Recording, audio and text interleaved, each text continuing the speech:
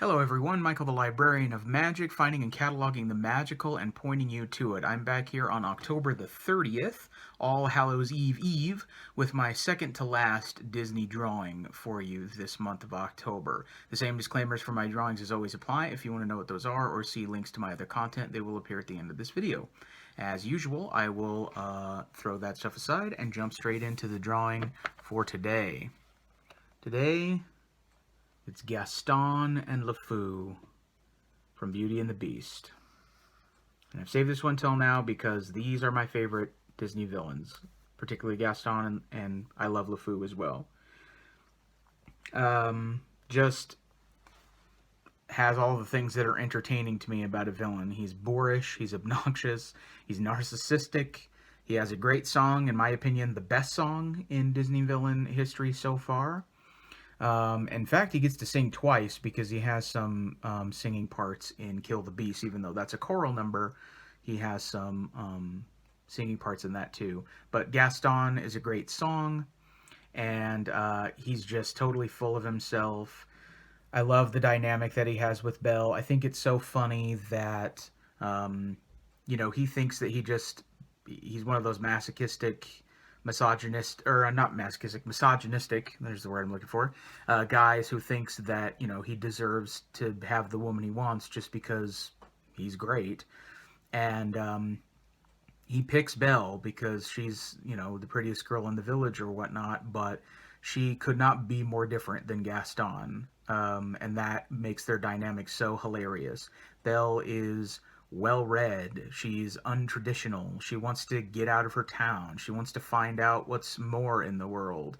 She is a forward-thinking woman, and Gaston's interested in finding a woman who will cook for him and clean for him and have kids for him and do all of those things, and she is super far from that. So it's just really funny that he doesn't see that, and then he has this obsessive quality. He's obsessed about himself. He's narcissistic, but also obsessed with Belle and this life he thinks that they're supposed to have, and that makes him really funny. LeFou, by contrast, is actually relatively intelligent and has some compassion for other people, but also just so badly wants to be, he's one of those guys that just so badly wants to be included, and so badly wants to be noticed that he goes along with Gaston a lot.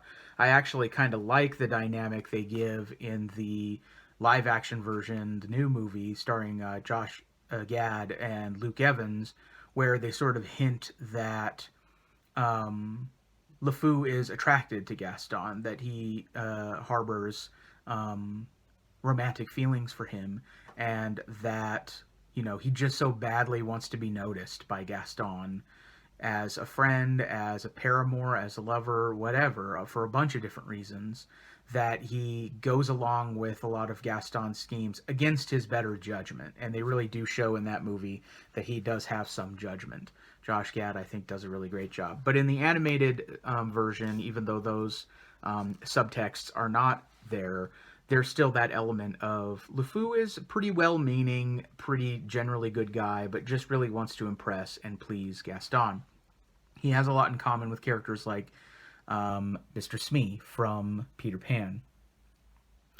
Gaston was voiced in the movie by Richard White, who is a star of theater and opera, but really most well known globally for voicing Gaston.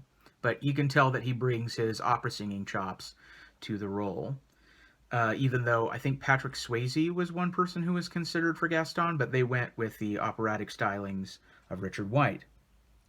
And then LeFou was voiced by a Venezuelan-American voice actor called Jesse Corti, who voiced Mr. Marches in Zootopia, Jade from Gargoyles, a bunch of other Disney voiceover roles, and also the Spanish dignitary from Frozen, which made me stumble upon one random interesting tidbit of trivia, which is that because Jesse Corti, the original voice of LeFou, voiced the Spanish dignitary in Frozen, there's this weird thing where Josh Gad, who voiced or what played LeFou in the live-action version of Beauty and the Beast, voiced Olaf in Frozen. They're the only two actors in Disney history to both um, have roles in two different like however you want to say that, like they both were in the same two Disney movies that they contributed to. So, and they were both LeFou, so that was kind of an interesting little tidbit, whatever that means. Another interesting thing of note with just the character type is that Gaston is the opposite of the Beast.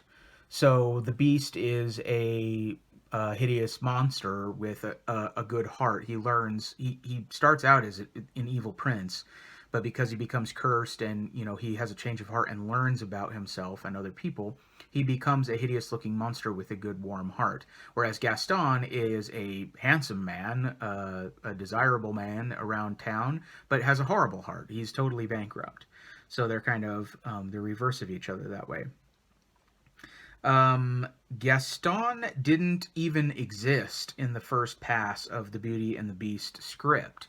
There's some interesting stuff about that. So it went through three passes or more. It went through a lot of pre-production, and Gaston didn't exist at all. Instead, Belle had three potential suitors that were trying to court her, and they all had some similarities to eventually what Gaston became, but there were just three different guys.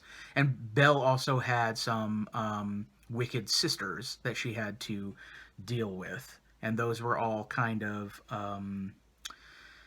her antagonists that she had to deal with. And then all of those characters, the suitors and the sisters, were eventually turned into animals by the enchantress that enchanted the beast because of their wickedness and stuff. In future passes of the script, they did invent Gaston. They got rid of the suitors, they kept the sisters, then combined a lot of the elements of the suitors down into one, which essentially became Gaston. But Gaston wasn't a handsome hunter who was sort of the loved by everybody in the town. Instead, he was like a marquis. He was a foppish, aristocratic dandy. And there's some interesting concept art that I stumbled onto right here. So you see that Gaston was very different looking and had a sort of a different snootier personality. Then in future passes after that, Jeffrey Katzenberg, who was producing at the time of the film, wanted them to do a whole other rewrite and scrap all that stuff.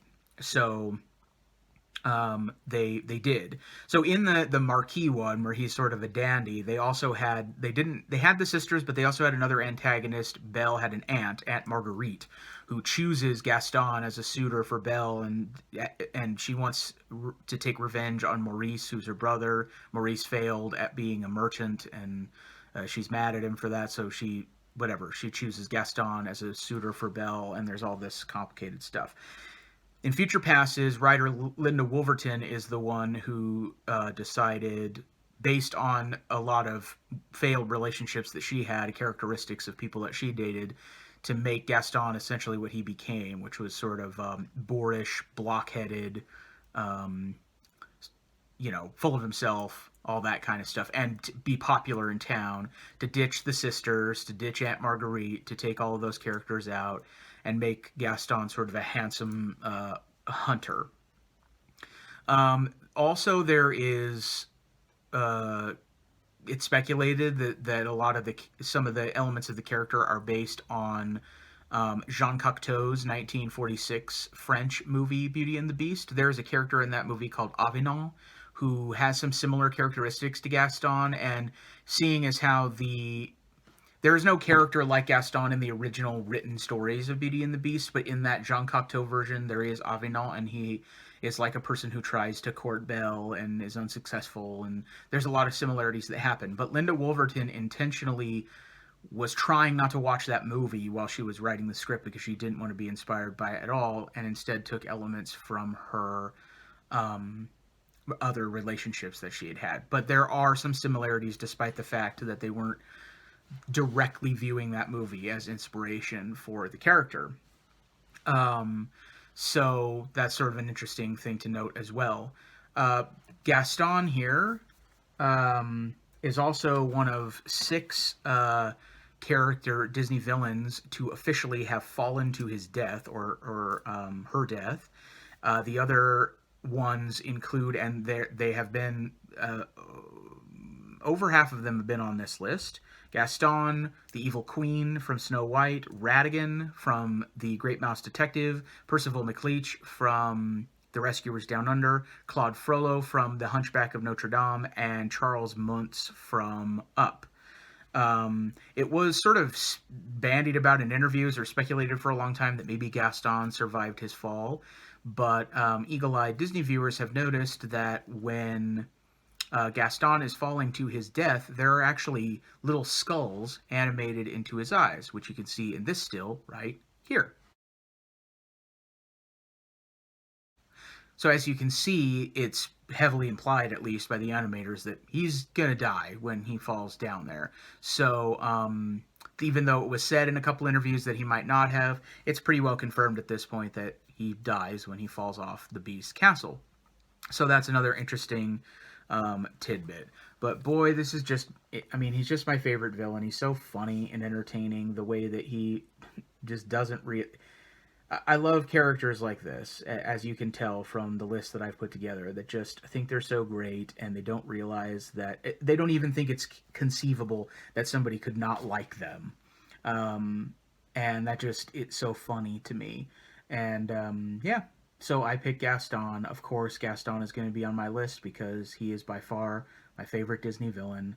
I'm so entertained every time I watch that movie. By a lot going on in it. Beauty and the Beast is an excellent movie. And the live action one is good too. Luke Evans does a good job as well. And I like Josh Gad a lot as LeFou. I like Josh Gad a lot as a performer in general. So that movie has a lot going for it as well, even though there are some differences to it. So I hope you enjoyed this drawing of Gaston and LeFou. And there was some magic. There's a lot more I could say about these guys, a lot more I could say about these characters, and the live-action version as well. I could go into a ton more depth, but I don't want the runtime on this video to go up. But I've said a lot of interesting things that I wanted to say and just scratched the surface on them. So if that inspires you to go learn more or look up more information or watch either of the films, that's great. I hope you've been entertained and informed. Thanks for sticking with me all the way here to the 30th. Tomorrow's Halloween and the end of the project. I hope you'll join me again tomorrow when I go through my last video for this series and to also talk about where the channel is headed from here. So I hope you join me for those things tomorrow, and I hope you have a really great day, and we'll see you in the next one.